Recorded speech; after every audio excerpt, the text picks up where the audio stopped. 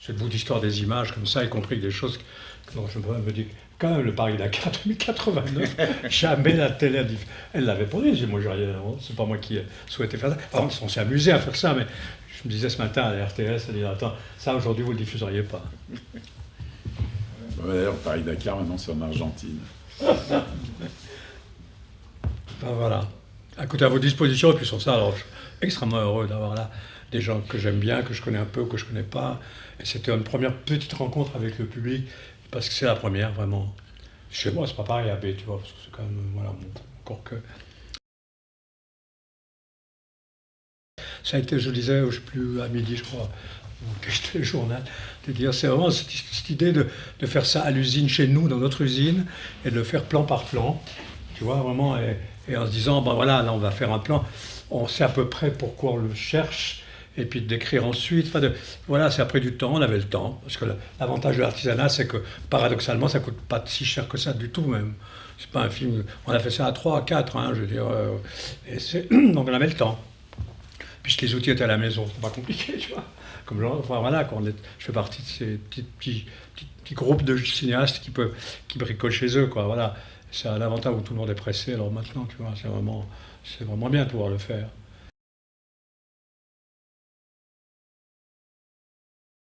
On a essayé, alors là aussi, de le faire sans souci d'ego particulier, je peux vous dire. Du tout, au contraire. Mais bon, enfin d'ailleurs, voilà, il y a dans la salle, voilà, la mère de mon fils qui vous avez aperçu dans le film. Enfin, c'était pas évident non plus. Ça. Moi, il y a des choses sur lesquelles je me suis quand même posé des questions, de faut-il pas. Je leur ai posé la question aussi, évidemment. C'était les gens voilà, qui étaient mes compagnes de vie, enfin, je pense, voilà.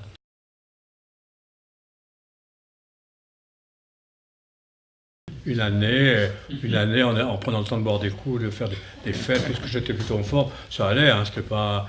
Non mais c'est un bonheur, parce que c'est la liberté. Alors évidemment, c'est aujourd'hui ce que je défends plus que jamais, je ne suis pas le seul, hein. Dans un système complètement aujourd'hui industrialisé, globalisé des audiovisuels, c'est de prendre son temps, c'est de prendre son temps en artisan, indépendant, paysan, comme disait l'autre. Je revendique ça vraiment pour toujours, quoi, vraiment parce que ça devient impossible.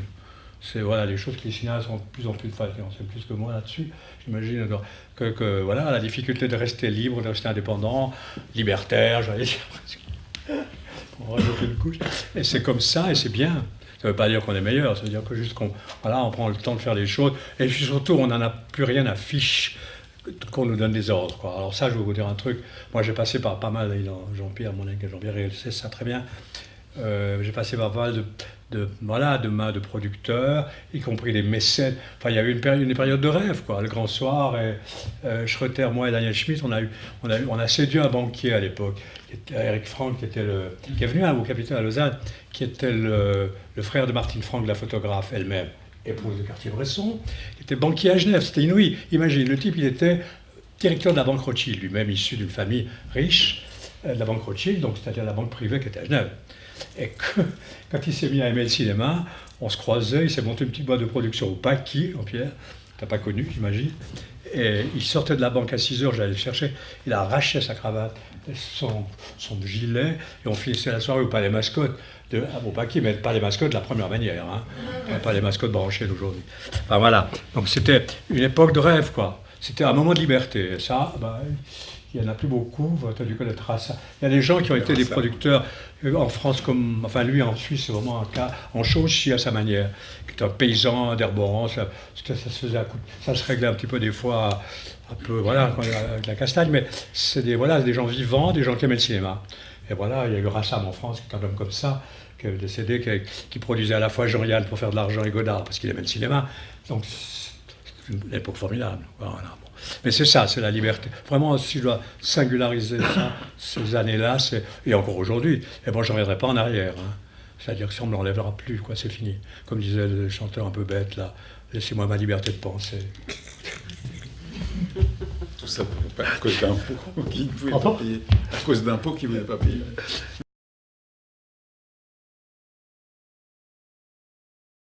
Un magazine de télévision. Il concluait un magazine de télévision sur l'affaire ça c'est vrai, ça va pas du tout. Favre-Chapuisat. Il était dans. Moi j'avais fait un truc, c'était une émission qui s'appelait Tel quel à l'époque. c'était un magazine, et l'histoire Favre-Chapuisat. Moi, j'ai fait ça comme ça parce que j'aime bien le foot. Alors, ça, c'est encore un autre débat. On ne va pas entrer là-dessus maintenant, parce que je suis foudrage. Parce que, évidemment, ça se négocie à coups de milliards entre les chaînes maintenant. J'ai pu voir de justesse PSG, Liverpool l'autre soir parce que les Suisses l'ont acheté. Autrement, on ne peut plus, quoi. Non, mais moi, j'aime bien le foot, comme je le dis dans le film. Et pour parler de ça, on avait fait ce magazine. Et ça, là, je me suis dit, tu vois, je m'excuse, là, j'en ai pour. Faut m'arrêter, hein, parce que c'était...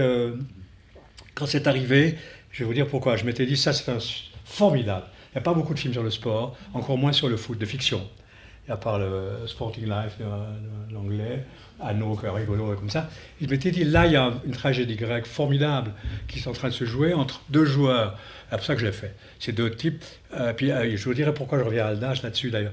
Dont l'un était deux grands joueurs de foot, il faut le dire. Chapuisat, le père de Stéphane, qui terminait sa carrière au Paris FC, qui vivait dans HLM à Lausanne, qui avait pu un rond un peu raciste, un peu facho, enfin, en même temps formidablement sympa. Et puis Favre, qui était un vrai artiste, un footballeur artiste, qui l'année dernière a mené d'ailleurs Nice à la tête du championnat avant le PSG. Et surtout là, en Allemagne, maintenant, à Dortmund. Et que j'ai hésité à les revoir. J'ai hésité à les revoir parce qu'on avait fait ça. Or, à l'époque, il était détesté. Favre, il est un grand joueur, un vrai artiste, mais détesté pour trois raisons. Un, il avait un agent, ce que personne n'avait jamais fait dans le football suisse. Deux, il négociait son numéro 10. Et puis trois, il avait refusé de jouer dans l'équipe suisse nationale parce qu'il considérait que c'était un football de merde. Excusez-moi, je suis très grossier là, c'est la fatigue. Et qu'il ne voulait pas obéir à cet entraîneur suisse-allemand en disant, moi je ne veux pas aller jouer, je ne fais pas du football pour faire ça. C'est-à-dire pour jouer la catenaccio, comme on dit, la défense et tout ça. Et du coup, il était un traître à la patrie. Donc, quand moi je me vivais à Evolène à l'époque, quand il rentrait à Sion sur le terrain, quand il jouait encore, il a essayé de rejouer après, parce qu'il s'est fait massacrer tout le genou. Il ne pouvait plus toucher un ballon. Il y avait 4000 types qui le sifflaient. Enfin, c'était un traître à la patrie. Et ces deux personnages étaient les deux figures absolument dissemblables, mais en même temps les mêmes. Et Aldas, je reviens à Aldas, excusez-moi. Georges Aldas, s'il est là, c'est pas par hasard, c'est qu'il adore le foot. Il avait écrit un très beau livre qui s'appelait La légende du football, et il avait préfacé un bouquin sur le foot d'un entraîneur où il opposait ce qu'il appelait les forces du meurtre et de l'anti-meurtre. C'est-à-dire, et ça n'a pas changé, au fond. Moi, j'ai regardé Neymar l'autre jour, enfin pas seulement Neymar, Mbappé là-bas, qui était un grand joueur. C'est-à-dire les artistes du foot, les avants, les attaquants, qui sont des artistes, des inventeurs, et puis des tueurs à l'arrière, quoi. Et moi, j'en ai un que j'ai dénoncé à la radio, une émission de radio de tueurs à l'arrière, c'est l'Espagnol, suis-moi. Ramos, ouais. Sergio Ramos qui a liquidé le joueur égyptien dans une... Salah, ouais. Ouais, ah mais... Alors ça, tu m'étonnes. Excusez-moi, ça devient très... Oui, mais tu as vu? C'est-à-dire ça. Et alors, non, mais j'adore parler de ça parce qu'en plus. Non, moi j'ai été sidéré en effet par ce passage sur Chapuisat. Ah oui, non, mais c'est pas connu. On devrait ressortir. Ah oui, oui. Et Aldas concluait avec ce. Et il disait des choses magnifiques. Alors, quand même, on s'est dit, c'est pas possible de laisser passer ça. Et c'est vrai que c'est. Voilà, ça n'a pas donné lieu à beaucoup de films, le sport en général, et le foot. Et moi, généralement, je fais toujours scandale quand je parle de ça, parce que, évidemment, j'ai tendance à penser quel était ça, ses choix politiques, que Leni Riefenstahl a été une immense cinéaste. D'abord, aussi en fiction, et aussi qu'on n'a jamais filmé le sport comme les Jeux de 36 hitlériens. C'est ça le comble. Enfin, c'est comme les Arriflex, quoi, ou les Volkswagen. Ouais, je veux dire, voilà, c'est compliqué tout ça. C'est un film, moi là, je voulais évacuer toute tentation de politique directe parce que c'est plus, voilà, c'est trop compliqué maintenant. Moi, je sais plus, juste de temps en temps lâcher un truc un peu juste pour rappeler que faut pas faire de l'angélisme tout le temps non plus. Et, moi, je suis un lecteur de Zizek avec. Enfin voilà, bref. Je raconte tout là, n'importe quoi. Mais non, pas n'importe quoi. Mais c'est vrai que ce film-là, je me suis dit, celui-là, on aurait dû l'écrire et le faire. Et il n'y avait pas mis le mot. Bon, Tanner, il aimait bien le foot. Alors, on allait, on le dit d'ailleurs, parce qu'on filme l'histoire des caméras Kodak, c'est inouï ça. C'était drôle de découvrir ça. Personne, tu vois, je veux dire, effectivement, il y avait vraiment 2 secondes chaque fois de silence. Et on a tenu les buts de Servette de l'époque, tu vois. J'étais au stade ce jour-là. Oh ben Maurice, voilà. Lui aussi, excuse-moi, football, ça veut dire. Et tu te souviens, on allait derrière les buts, pourquoi? parce qu'il y avait Servette avait un attaquant anglais qui s'appelait Chivers. C'était un type qui se mettait juste à l'endroit où il fallait pour marquer avec la tête. Comme les Anglais. Excusez-nous, c'est vraiment une petite parenthèse comme ça. Mais Ada, c'était évidemment, comme Maurice, évidemment, a très bien connu et côtoyé. Et, voilà, quoi, c'était un grand monsieur. C'est un grand monsieur. Pour moi, voilà.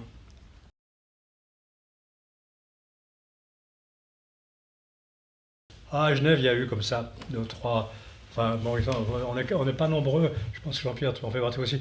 On a eu, puisqu'on parle de cinéma, quand même dire une chose. Je lui rends hommage parce que c'est à lui, je sais pas, je crois que j'ai dû dire ça. Ah oui, un journaliste là cet après-midi. Par exemple, Ramu, la découverte de Ramu, en profondeur vraiment. Il y avait un journaliste critique de cinéma, mais je ne crois pas qu'il est quoi, non, tu peux pas. Trop jeune pour avoir connu qu'on est quelques-uns, Maurice le premier, qui était le critique de la Tribune de Genève, Georges Bracci. Type formidable, un copain, alcoolique, beau comme un dieu, ami de Georges Arnaud, qui est formidable type. Et pourquoi je parle de lui d'ailleurs, tiens. Oui, parce que c'était, moi, je ne sais plus, il y avait une raison, mais je ne sais plus quoi, je perds le fil. Il y avait 2-3 personnes comme ça à Genève, voilà, qui étaient... Oui, non mais alors, Bracci, c'était inouï parce que, voilà, enfin, c'était, imagine aujourd'hui, c'est pas... Moi je le voyais à Cannes, à Cannes, il a un petit hôtel envoyé au Tribune de Genève, il était très lu parce qu'il avait une plume en plus. C'était un copain de Roger Vaillant et de Georges Arnaud, dont il a recueilli la confession d'ailleurs en passant. Et il n'allait pas voir les films, il faisait des pages entières sans voir les films, il faisait des interviews de Jeanne Fonda, de gens célèbres, sans les voir, écrit somptueusement, personne n'y a rien vu que du feu, tu vois. Enfin, tu as connu, non, personnage formidable. Mais c'était les bars, ça, c'était la Genève des bars, c'était une autre histoire. Voilà. Du Bagdad d'ailleurs, parce que cette histoire est vraie, du Bagdad. On est quelques-uns à l'avoir côtoyé ce bar. Nerses Boyadjian. Oui, alors Nerses qui était le barman que vous avez connu. Là, je n'ai pas raconté, c'était un barman arménien, réfugié arménien en Suisse, qui adorait le foot aussi, il était gardien de but. C'est pour ça c'est lui qui est gardien dans l'extrait de la Loi sauvage. Ah oui. Dans l'autre côté, oui, on le voit, il y a un plan. Oui, c'est lui. Et alors, il était gardien de l'équipe nationale Satus, suisse de foot. La Ligue Satus, c'était la Ligue communiste. C'est la Ligue, il y avait une ligue, qui n'était pas la Ligue officielle du football, qui était à l'époque, quelqu'un a connu ça, toi, Maurice, toi, oui. Ligue Satus, le gardien de l'équipe suisse, tu vois, un peu. C'était donc carrément l'équipe de foot de la CGT ou de quand Renoir fait son film. Enfin, tu vois. Et c'était génial s'il y avait un député connu, assez, faut dire, brillant, Jean Vincent, qui était le député communiste, où il a été que député, ou il a été conseiller. Enfin, hein? Conseiller national, enfin je ne sais pas, bref.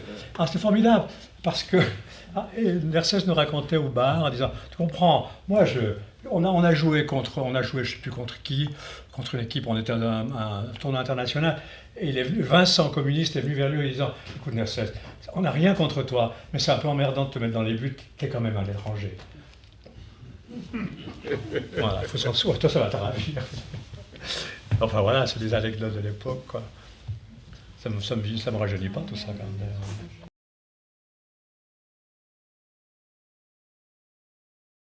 Oui, non mais oui, j'en ai besoin en plus, donc c'est très bien. Mais c'est ça, c'est le boulot. Hein. Vous savez, moi c'est pas ce qu'on est, hein, c'est ce qu'on fait, ce qui m'importe moi. Donc bien sûr que ça l'a fait. Mais ça posait aussi une autre question à la force avec le temps, mais je suis pas le seul. Il y a plein de cinéastes pour qui cette question doit se poser, qui est vraiment la question de la mémoire. C'est pas le plaisir de faire ressurgir des choses que je l'ai fait avec mes trucs à moi parce que c'était moins cher. Je veux dire, au fond, c'est un vrai problème. J'aurais été ravi de pouvoir montrer même des extraits d'autres choses. Et en plus, en les utilisant comme ça, c'est-à-dire, je pouvais me permettre ça, de prendre 2 minutes de mon film pour lui faire dire là autre chose que ce que ça dit dans le film. C'est des éléments de fiction presque, tu vois, que je saisis comme ça. Mais c'est la question de la mémoire, quoi. Et ça, Dieu sait si aujourd'hui, je disais toujours, voilà, dans une période où tout le monde a envie de la perdre, où on est tenté par la table rase, ou le retour à l'histoire. Alors ma mémoire à moi, elle n'est pas plus importante qu'une autre, mais tout le monde pourrait faire ça, au fond. Enfin, tout le monde, oui, tous les cinéastes. En tout cas, Godard, à l'époque, je crois, avait un projet qui s'appelait La Famille Super 8, où il imaginait des gens qui fabriqueraient leur propre histoire, qu'on diffuserait tous les soirs à la télé. Puis quand il voulait filmer un match de foot, lui, il voulait mettre 60 caméras. Son émission aurait duré 6 heures, d'ailleurs.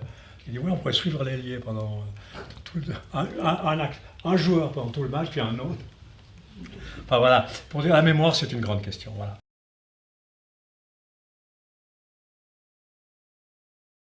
Oui, mais pour fabriquer un outil d'aujourd'hui, quoi. Enfin, je veux dire, parce qu'après tous les films, hein, moi j'en fais pas un drame, c'est des films, quoi. Voilà, c'est pas mort. C'est une question qu'on m'a posée tout à l'heure. Ici, c'était drôle. On a des questions surprises. Est-ce que le cinéma peut changer le monde? Ça a pris 3 secondes pour dire non, tu vois, catégoriquement. Mais voilà, donc, oui, mais la mémoire, c'est un vrai enjeu. Je crois que c'est Régis Debray qui disait un truc très juste. Il disait le temps des mémoires n'est pas encore venu, mais la mémoire est déjà un enjeu. Bien sûr, pas que la mienne. Hein. Et Louis Planel. Hein? Et Louis Planel. C'est pas de vrai? Planel. Ah bon? Oh, il est bien Planel aussi. Aussi.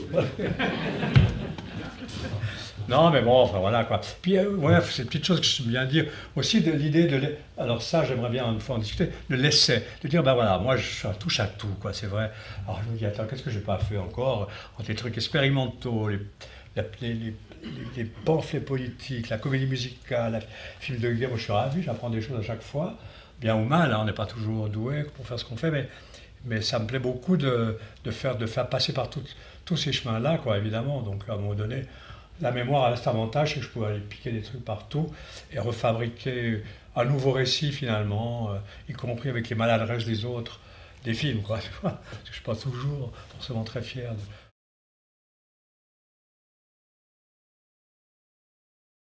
Oui, on était 2, puis ça aidait quand même de le faire ça. Tu sais, on avait une espèce de couple un peu maudit avec mon fils, parce que ça se passait très bien, puis de temps en temps, on se tirait par les oreilles méchamment. Mais je veux dire, voilà. Mais oui, mais bien sûr, je ne peux pas imaginer même ça. Je crois que mes films en témoignaient déjà, c'est pas nouveau, d'une certaine manière, tu vois, Victor. C'est-à-dire que voilà, ben moi j'ai toujours été ce type-là, quoi, et là, plus je me méfie des idéologues, le discours tout préfabriqué, mais en même temps, l'histoire bégaye, donc de toute façon, comme tu sais, alors c'est vrai qu'il faut se laisser aller. Avec l'âge, c'est vrai que c'est plus facile. Mais sans impudeur particulière. Encore que j'ai quand même hésité à monter un plan, là. C'est sûr, je suis à Pont-de-Nant, là, en-dessus, dans les Alpes, où j'étais dans un net plateau, là, j'allais pas fort, là. Tu vois, où j'arrive pas à mettre un pied devant l'autre. Bon, voilà, quoi, je me ménage pas non plus. J'ai gagné ce combat, là. Hein? J'ai gagné ce combat, là. Non, mais parce que voilà, il faut pas. Moi, encore une fois, il n'y avait pas d'ego dans cette histoire particulière. Vraiment, je trouve que c'est des débats passionnants. Hein. J'aimerais bien une fois les avoir réellement avec les cinéastes de ce pays. Des fois, c'est difficile, mais avec les plus jeunes. Parce que, par exemple, l'intervention du jeu, de la première personne, hein, donc, tu vois, avec les documentaristes, cette idée de dire je, cette idée de prendre la parole, d'écrire. Alors bon, moi j'ai une petite plume, je suis content, mais tout le monde peut écrire, tu vois, je veux dire. Mais surtout la première personne. En France, il y a socialistes qui le font. Ici, c'est un scandale. Et même avec des magazines de télévision, moi je me souviens quand je passe pas les jumelles, tu vois, moi je raconte, je dis, bah, voilà, on va faire ça, voilà, on fait ça avec les copains, tout ça. Je veux dire, voilà, enfin, bref, il y avait une prise de parole dont on ne pouvait pas se dissoudre, nous, ou se distancer de ce qu'on était en train de faire, à ce point-là. Alors j'ai eu quelques débats, des fois plus violents d'ailleurs, avec des cinéastes ici là-dessus. Dont Fernand Melgar, d'ailleurs, à l'époque, quand il avait fait son truc sur le suicide assisté. Comment peut-on faire un film sur le suicide assisté, sur le suicide assisté, sans parler de sa propre mort? Ça, je m'excuse, je ne vois pas comment. Voilà. Alors j'espère que je n'aurai pas à le faire trop vite. Mais tu vois, je pense à Yves Yersin. Yves Yersin est décédé comme ça quand même. Et ce film-là, il ne l'aura pas fait. Mais voilà, donc ça m'enrage un peu des fois, cette façon de porter à distance ou de porter sur l'autre la responsabilité, la cause, l'effet, enfin, voilà. Écoutez, les gars, si vous voulez dire des choses qui vous valent des ennuis, prenez la parole à la première personne, dites je. Et tu vois, en France, il y a Romain Coupe, il l'avait fait à l'époque sur 68. Il vient demain. C'est pas vrai. Mourir à 20 ans, c'était ça? Non, en effet, mourir à 20 ans, c'est ça, complètement voilà. je. Ouais, voilà. Mais il n'a jamais arrêté de dire je. Non, c'est vrai. Jean-Luc aussi, enfin, les gens qu'on aime, mais voilà, il ne faut pas systématiquement. Mais en littérature, ça ne se pose pas, tu vois, même maintenant. Et ça, c'est un truc que je dis un petit peu, je veux le dire, répéter là souvent, c'est-à-dire, par exemple, la figure de l'essai au cinéma, à part Chris Marker et des gens qu'on aime, tu te dis, voilà, c'est pas quelque chose qui est pratiqué tellement. Hein. Alors qu'à l'époque, j'étais toujours, attendez, à la gare. Moi, je me souviens des kiosques de gare où tu avais Flaubert, puis Spinoza, puisqu'on en parlait. Et puis à côté, tu avais San Antonio. Tu achetais l'un ou l'autre, je veux dire, mais c'était côte à côte. Et il y avait des salles de cinéma où tu avais à Genève. Alors là, il y en a quelqu'un qui se connaît bien à cette époque, c'est Jean-Pierre Ray. C'était au Moulard, qui était une grande salle du centre populaire que vous programmiez. Voilà, on pouvait voir Louis de Funès, que j'adore, moi, personnellement, comme de Varina. Louis de Funès, ou je sais pas quelle connerie. De Une Belle, et puis Godard le lendemain vive sa vie, tu vois. Alors personne, c'était pas le public de Godard du tout, non plus. Donc c'était bien d'aller aussi, on allait au cinoche, comme on disait. Moi j'utilise cette expression, on allait au cinoche. On n'allait pas voir des films, on allait au cinoche, point. Et donc on découvrait des choses. Alors, voilà. Et au sujet du jeu, ce que je trouve, ce que j'apprécie beaucoup comme ça, c'est pas du tout un jeu surplombant. Non. Ou un jeu, regardez-moi. Il y a aussi, mais oui, non, mais j'en suis pas toujours fier. Mais... Non, mais regardons-nous. Oui. Dans le sens où tu disais, en fait, c'est un film que tout un chacun pourrait faire. Absolument. Parce que, enfin, non, mais tout un chacun pourrait le faire à sa manière. Bien sûr, oui. Avec peut-être l'archive personnelle. Et... avec toi, tu as 1000 images, mais d'autres auront 4 images. Mais en même temps, ça sacralise à aucun moment le fait de fabriquer du cinéma, comme c'était quelque chose de supérieur au flux. On est dans un flux de vie dans lequel il y a du cinéma, dans lequel il y a plein d'autres choses, il y a plein d'émotions qui sont à tout le monde. Alors ça, à qui dis-tu, tu vois. C'est pour ça que, voilà, vous imaginez, tout le monde dit la même chose aujourd'hui, mais tu vois, moi quand je vois les mômes dans le train ce matin, tu vois que tu parles plus à personne, tu regardes plus personne, ils regardent tous leurs pieds et leur iPhone. Et ok, très bien, mais faites quelque chose avec ça. Tu vois, moi je me dis, il y a combien de millions de Japonais qui ont dû photographier le mur des réformateurs ici au Cervin, qui nous racontent quelque chose là-dessus une fois. Tu vois, je serais ravi. Ils se racontent plein de choses qu'on ne voit pas. Tu vois. Non, enfin bon, c'est un débat aussi un peu rude maintenant, parce que c'est vrai que ça devient compliqué de se demander, pas seulement de dire quoi dire ou quoi penser de la société, de l'état dans lequel elle se trouve aujourd'hui. Un fil d'interrogation, de réflexion comme ça, sans rien qui soit asséné ou sans rien qui soit démonstratif, je trouve. Non, c'est pas le but, hein, là. C'est plutôt joyeux d'ailleurs, non? Et puis, c'est marrant, il n'y a pas. Même quand il y a des choses qui sont dites abruptes, elles sont vite dites, quoi. On passe à autre chose. Puis un fils qui naît. Non, mais je me dis, tu vois, si tout le monde faisait un peu ce travail de la mémoire, si j'ose dire, pour revenir à ça, je me dis, envoyez ça sur Vénus ou sur Mars, fabricant de la bagnole là, qui veut envoyer des gens sur Mars, tu vois, mettez des trucs comme ça, au moins ils sauront un peu à quoi ça ressemblait, mais il faudrait garder beaucoup, tu vois, c'est ça le truc. On verra la meringue avec... Ah ça c'était... Et c'est vrai, hein, moi c'est mon lieu d'origine, c'est vrai que je n'y étais jamais allé, donc c'était très étrange, j'ai dû prendre le GPS, tout ça est vrai. Je ne savais pas où c'était en dessous de Thun. Et puis je trouvais ça un peu charmant d'ailleurs, en même temps, c'est un débat qu'on a eu ici, nous en cinéaste, d'ailleurs, avec nos camarades suisses alémaniques, quoi, qui ont tous appris le français bien, plutôt. On a été, nous, des schnappants, quoi. Moi, je parle 3 mots d'allemand, enfin, donc, on n'a jamais fait cet effort, ça, c'est-à-dire que, voilà, c'est pas de quoi être fier non plus, puis en même temps, moi, j'aurais la perdu, là, j'étais content. La meringue était bien, les gens polis, comme je disais. Les Suisses allemands sont des gens très courtois, en principe. Enfin, voilà. Je vous remercie en tout cas, moi je pense en faire durer je ferais bien durer le plaisir, parce que c'est aussi le mien. Merci beaucoup à vous.